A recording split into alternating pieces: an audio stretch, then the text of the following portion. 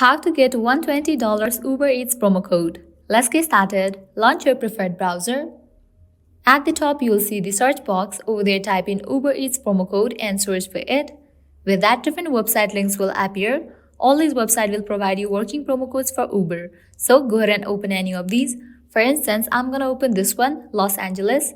After you open it, you're gonna find great deals and offers. You can just scroll and check. If you only want to go after coupons, you can click on this option of coupon codes. Now in this page, you're gonna find only coupons, 75% coupon code, $10 coupon code. You just have to scroll down and check. If you're interested in any of the offer and want to use it, all you need to do is click on the option of view coupon. Make sure to check the expiration date of the coupon code, whether it is valid or not. Now I can copy this code, head towards the website of Uber Eats, make your order, and while you check out, apply this code and get the discount. If you want to redeem this code right away, click on this option, visit Uber Eats. With that, you will be directed to the official website of Uber Eats. Now you can log into your account, make your purchase, and while you check out, you will find the section of promo code. Over there, paste the code and you will get certain amount as a discount.